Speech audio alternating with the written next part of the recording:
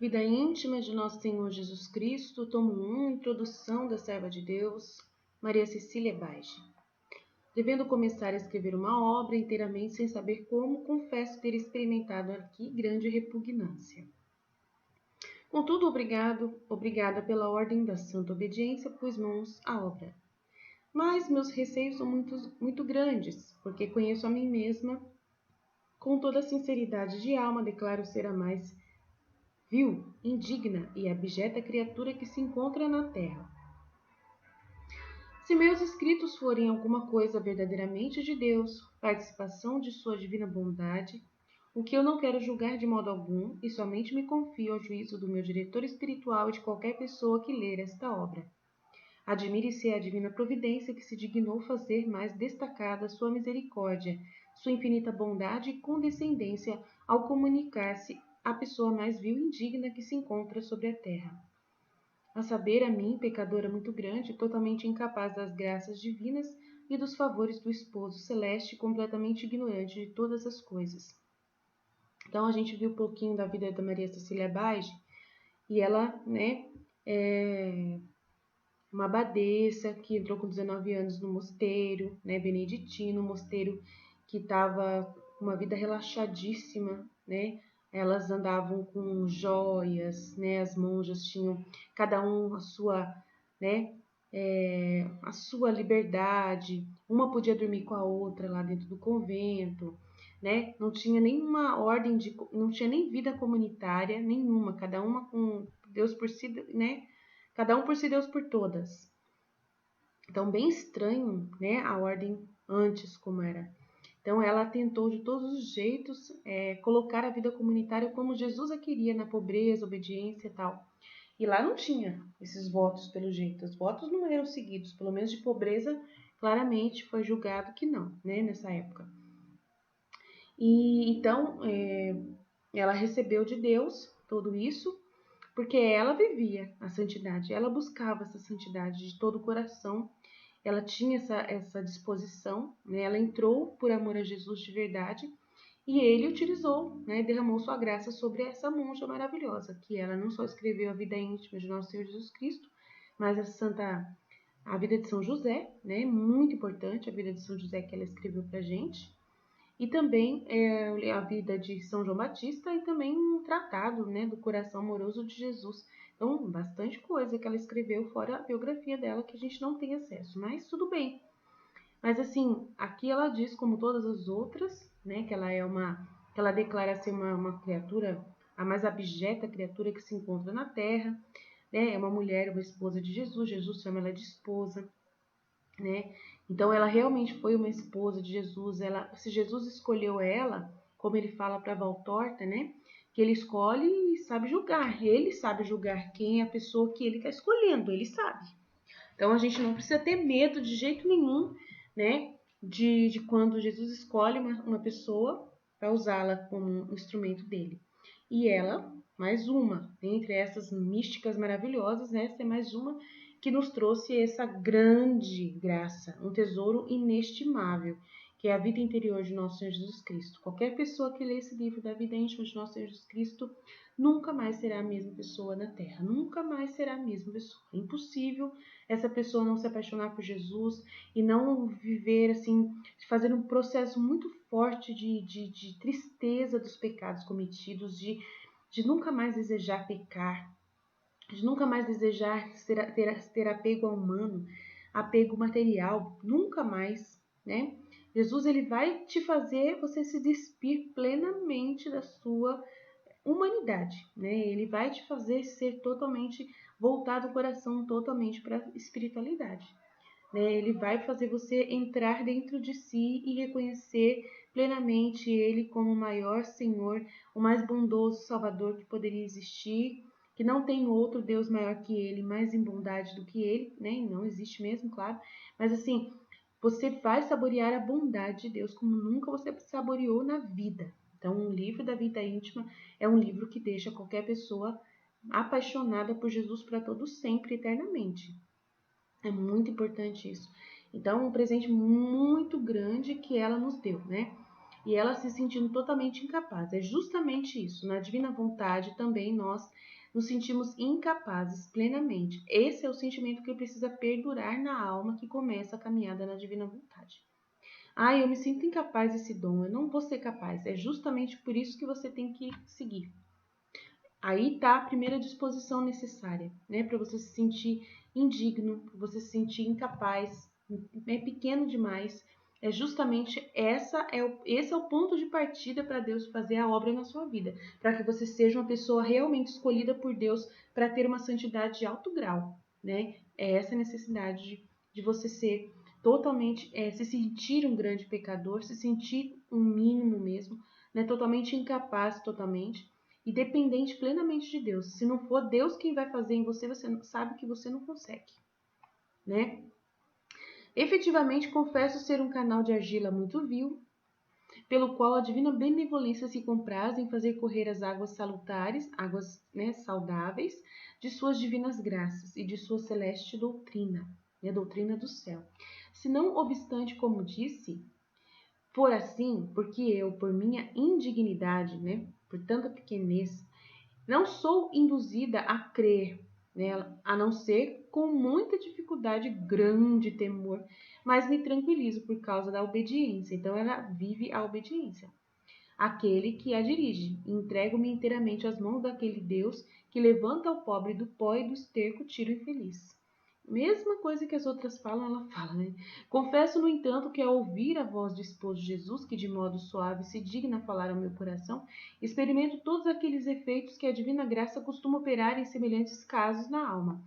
Todavia, estou sempre preocupada com o temor de estar enganada. E este temor me é uma cruz, uma defesa, a fim de que a torrente das consolações não chegue a inundar minha alma. Tá vendo? Todavia, estou sempre preocupada com o temor de estar enganada. É a vontade humana, tá? Isso aqui é uma segurança, é uma humildade, mas é uma humildade do medo, tá? É uma humildade humana, da pequenez humana, né? Ela sempre está preocupada. Isso é da santidade humana que fica muito preocupada, mas que mesmo assim obedece, tá? Este temor me é uma cruz, uma defesa, a fim de que a torrente das consolações não chegue a inundar minha alma. Sem dúvida, isto aconteceria se eu perdesse o temor de que falei, e se reconhecesse em mim qualquer mérito diante do Altíssimo ou ainda algumas virtudes. Realmente, ela não pode reconhecer nela nenhum mérito diante de Deus, ela tem sentido nada. Então, o medo que ela sente é de não fazer a vontade de Deus. É um medo que ela tem de não fazer a vontade de Deus. Também faz parte da vida da divina vontade. A pessoa que vive na divina vontade, ela tem um temorzinho ali de não fazer a vontade de Deus, de sair da vontade de Deus, mas só que é a vontade humana. Essa é a fonte do medo, a vontade humana, a pequenez humana, né? Que a gente vai sempre ter, mas que a gente se submete à grandeza de Deus, né? Isso que acontece. Mas, encontrando-me totalmente desprovida e cheia só de misérias e pecados, não posso deixar de temer e duvidar continuamente. Isto, no entanto, não me impede de seguir a obediência. Então, ela fala que essas coisas da vontade humana dela não impede porque ela está seguindo a obediência. Então, é uma virtude que está soberana. Então, é uma santidade da virtude, tá? Que é uma santidade humana também, que é santa, é uma busca de perfeição, né? É uma santidade elevadíssima, mas humana, tá bom? E de dar crédito à voz do dileto e amado esposo. Digo, portanto, a quem lê esta obra, se para minha confusão chegar por acaso a outras mãos, acreditar com certeza que a matéria foi escrita só por mim, porém foi toda ouvida e ditada pela voz interior de um modo admirável e particular. Entrego-me, porém, como afirmei acima, ao juízo de quem lê, enquanto declaro escrever só por obediência.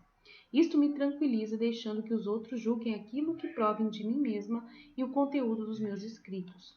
Qualquer pessoa que ler esta obra, peça ao Altíssimo que perdoe os meus pecados, me assista, ilumine e conceda a graça de corresponder às suas misericórdias e não permita que me venha a suceder o que acontece com os canais de lenha, que após serem consumidos pela corrente de águas, são lançados ao fogo para arderem. Assim eu, depois de ter recebido e escrito estas doutrinas salutares, não seja consumida pela negligência, tibieza e soberba. Livre-me, Deus, por sua infinita piedade. Então, esse comportamento, essas palavras não são de uma alma na divina vontade, que vive na divina vontade. Tanto que a Luísa, quando ela começa a escrever o livro do céu, ela não está na divina vontade. Enquanto ela fica falando, eu sou um nada, eu sou um nada, eu sou uma miséria, eu sou pequena, né? Ela fica se atentando a isso, a sempre afirmar isso, né? É por causa da preocupação que ela tem com as pessoas que vão ler isso aí, tá? Então, ela tem sempre essa preocupação, que é uma preocupação da ordem humana, tá? Nossa Senhora, ela nunca teve esse comportamento. Se você começar a ver a história de Nossa Senhora na Valtorta, você vê que ela nunca foi desse jeito. Por mais que ela era, diante de, de Deus, ela era assim nas orações que ela fazia. Só viu o bichinho, eu não sei o que lá. Mas nos 31 dias com Maria, você já vai vendo que ela já não é desse jeito. Ela não tem esse comportamento, né, de ficar se justificando o tempo todo, de ficar preocupada. Ela não tem isso. Então, você vai vendo, pelo exemplo de Nossa Senhora, quem é que vive na divina vontade. É ela. Toda livre, uma pessoa totalmente livre, certa de que Deus está agindo nela, certa de que ela está totalmente envolvida na graça de Deus, que ela e Deus são uma só pessoa. Nós estamos juntos nessa, né? Mas diante do ser humano, um comportamento, né, humano, um comportamento se preocupando com o julgamento humano, né? Uma pessoa que se preocupa com o julgamento humano. Nossa Senhora não tinha essa preocupação. Desde a Valtorta você vai vendo que a Nossa Senhora é diferente. Ela não tem preocupação com o julgamento humano. Ela é totalmente livre. Ela não ficava se justificando. Ela não ficava nada. Ela só afirmava. Era só afirmação. Só afirmação. Só afirmação. Só afirmação. Né? A pequenez dela, né? A humanidade dela, quando se manifestou, sempre foi, né, para poder falar a verdade, a sinceridade, né? Mas sempre foi em direção a... Nossa, é muito interessante, a gente vai meditar isso. Na Valtorta a gente vai meditar bastante sobre isso. Não adianta eu pegar agora para a gente ver essa diferença entre a vida na divina vontade e a vida na vontade humana. É meio complexo aqui, tá? Duas são as vidas, aí Jesus começa, tá? Ele que fala sobre o livro. Duas são as vidas que tem o homem sobre a terra, isto é, uma é exterior, a vida ativa, e a outra é a vida interior, a contemplativa. Uma é manifesta aos outros, a todos, e a outra é manifesta apenas a mim. Estas duas vidas, no entanto, são tão unidas que, quando bem conjugadas, uma não impede o exercício da outra. E quando o viver seja de uma ou de outra forma, é dirigido para a minha maior glória. São de tal maneira unidas que qualquer pessoa pode conhecer pela perfeição de uma sublimidade da outra. De uma a sublimidade da outra. De fato, percebereis nesta obra de vida interior como se lhe coaduna também a exterior. Né? Aí a gente vai ver o exemplo de Jesus na vida na divina vontade. Para de fazer barulho, por favor, filho. Aí você vai ver a vida interior de Jesus aqui. Aí a gente vai também ver como é a vida de Jesus na divina vontade aqui nesse livro. Ainda que minha vida exterior fosse desdenhada pelos ímpios, era aplaudida e admirada pelos justos e agradava muito ao meu Pai eterno, como efetivamente o testemunhou no Jordão e no Tabor com as palavras: este é o meu filho amado, no qual ponho as minhas complacências. Vinícius, você está fazendo barulho. Não te admires, amadíssima esposa, se eu, antes de te manifestar qual foi minha vida interior, explico-te o modo como vive cada homem na terra, isto é, a vida interior do homem e a vida exterior, a fim de que estejas bem convencida e escrevas com segurança tudo aquilo que eu te ordeno e te confirma a obediência. E parecendo ser uma coisa tão difícil, verás não só ser uma coisa tão fácil, mas ainda sumamente consoladora e de proveito espiritual. Anima-te, pois, caríssima, não temas coisa alguma em contrário, pois tudo te manifestarei com todo aquele amor que te tenho como minha esposa muito querida. Quero, no entanto, que correspondas a tal amor, procurando imitar-me em tudo o que no passado te manifestei, e hei de manifestar ainda mais para o futuro nesta obra, que justamente quero que escrevas, a fim de se imprimir melhor em teu coração, como sucedia Davi com a minha lei. A vossa lei tenho-a fixa no meu coração, e dirás: Quero ter a vossa vida em meio do meu coração e poder imitá-la perfeitamente e ser assim minha verdadeira e fiel esposa. Então, aí Jesus quem apresenta, né, sobre a vida interior e a vida exterior do homem. Então, nós temos duas vidas e ele também não era diferente de nós. Ele também tinha uma vida interior, uma vida entre ele e Deus. Só ele e Deus, como ele orava, né, que é uma vida onde ele contemplava. Aí Nossa Senhora fala que o que faz Jesus se descansar é rezar. Ele só descansa quando ele está rezando. É o único momento de descanso dele, é a hora que ele está rezando. Né, que é o momento interior, é o momento onde Deus confirma para ele que está ouvindo as orações dele, que ele está em obediência ao Pai, né? E é um amor muito grande. A vida na Divina Vontade é diferente por causa de Jesus, de Nossa Senhora, porque é uma só vontade. Você vive na vontade de Deus. Você tem uma liberdade muito grande diante de Deus. Você não fica se justificando se você fez algo errado ou não, porque você fez a vontade de Deus. Então você não fica, ai Senhor, desculpa porque se eu fiz isso, desculpa se eu fiz aquilo. Você nunca chega em Deus sempre, né, nesse medo de que você não estava dentro da divina vontade. Não, você tem uma segurança muito grande, uma paz constante dentro de você, de que você e Deus são a mesma pessoa. Que você e Deus pensam do mesmo jeito. É isso que é, não a mesma pessoa, mas assim, que vocês são uma mesma pessoa em vontade, na mesma vontade, na mesma intenção. Você tem a mesma intenção de Deus. Então, tudo que você faz para a glória de Deus. E você tem plena certeza disso. Então, você se firma nessa realidade. Então, você não fica dando justificativa. Ah, pela obediência, tá? Eu tô fazendo isso pela obediência. Eu tenho que fazer. Não, você não fica assim. Você não fica com esse cuidado. Olha, mas só que é o seguinte, né? Você tem que saber que eu sou nada. Eu sou nada. Eu estou obedecendo aqui. Estou ouvindo Deus. Deus está falando comigo. Então, por obediência, estou obedecendo. Não precisa disso. Você está entendendo? Não precisa disso. O filho da divina vontade não faz isso. Se fosse hoje uma mística na divina vontade escrever a vida de Jesus, ela iria escrever tranquilamente, entendeu? E falando aqui, ó, é isso aqui. Se você quiser acreditar, acredita. Se não quiser, não acredita.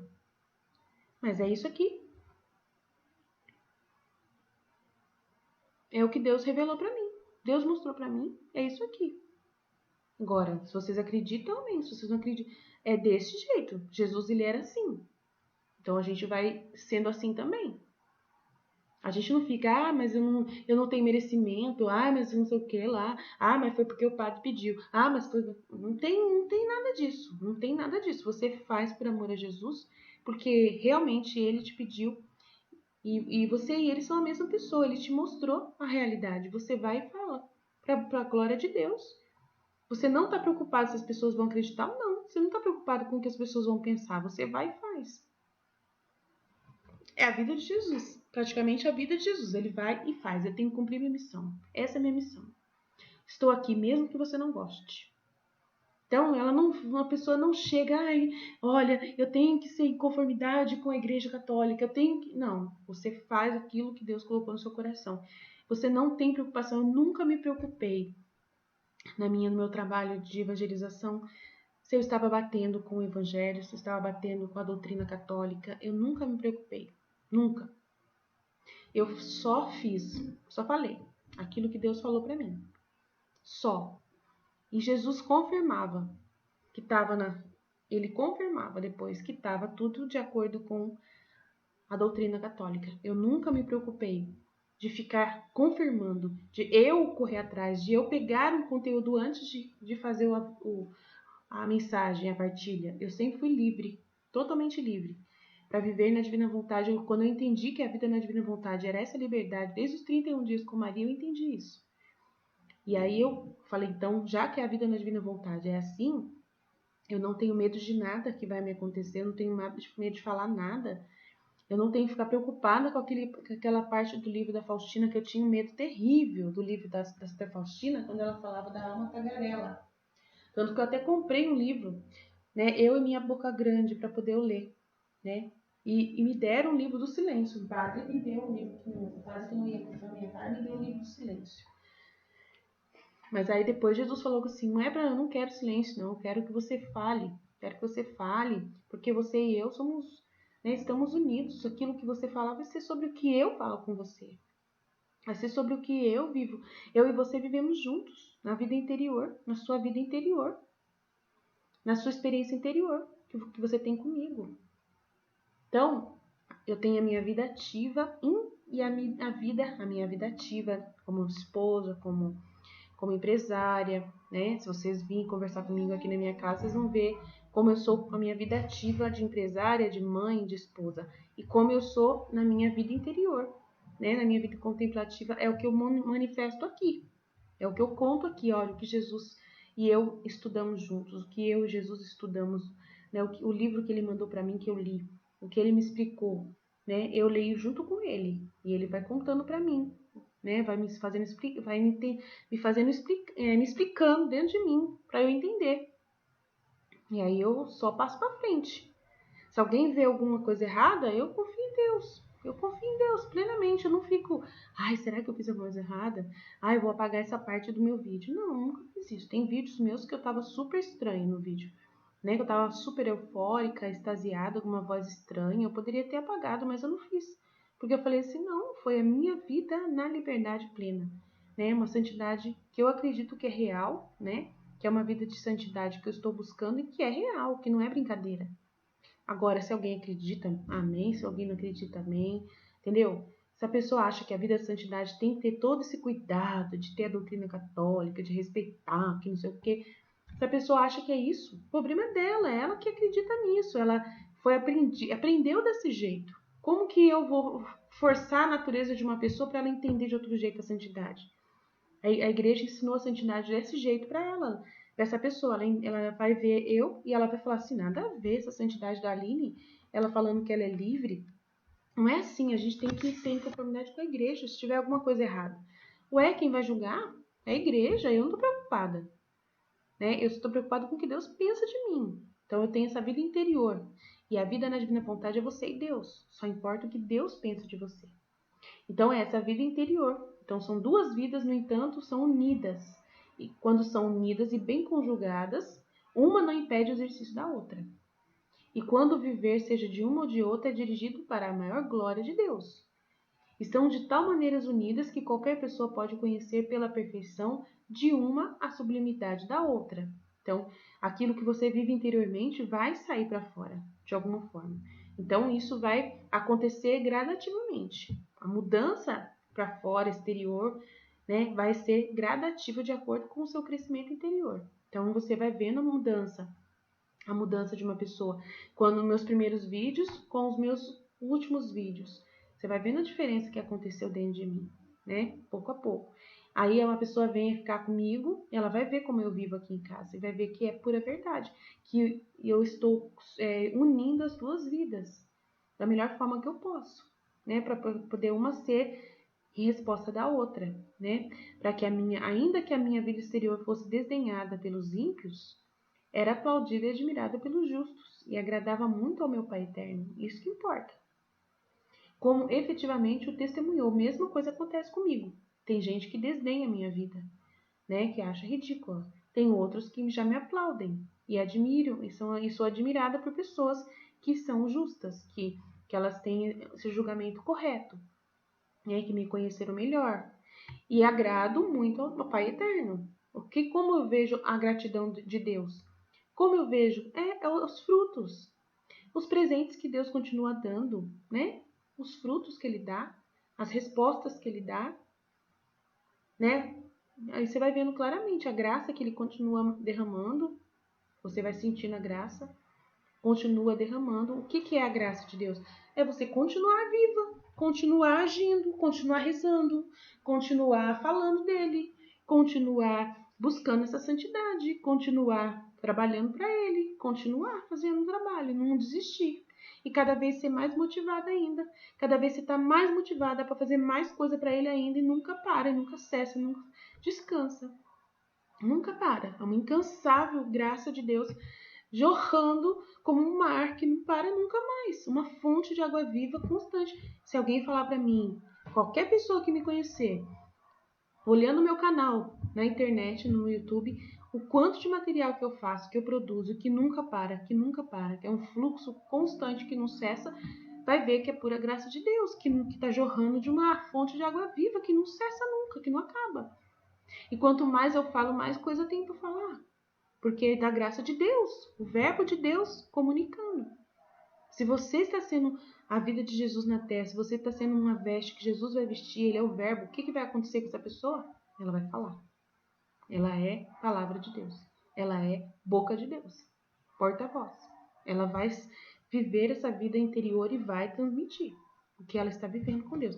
E isso é o principal da minha vida na Divina Vontade. É essa transmissão. Transmissão do que eu vivo interiormente com Jesus. Aí, Jesus, ele não obriga você a fazer isso. Eu faço por causa que eu quero ensinar a vida na Divina Vontade. Então, eu faço para isso por amor a Jesus. Eu exponho a minha intimidade com Deus. Como Jesus expôs a intimidade dele com Deus aqui nesse livro. Se ele fez isso, eu posso fazer também. Entendeu? Não tem problema, eu estou imitando meu mestre. É para o bem, é para a glória dele mesmo. Para provar para as pessoas que existe uma vida interior com Jesus que jorra hoje do Espírito Santo, hoje, em 2021, que está acontecendo na Terra, independente do grau de apostasia que está acontecendo hoje. Mas tem pessoas plenas da fé e de santidade buscando uma fonte de água viva que jorra eternamente. Então, você está vendo claramente isso. Amém? Então, é isso. Jesus, eu confio em vós. Fiat, fiat, fiat, fiat, fiat, fiat, fiat.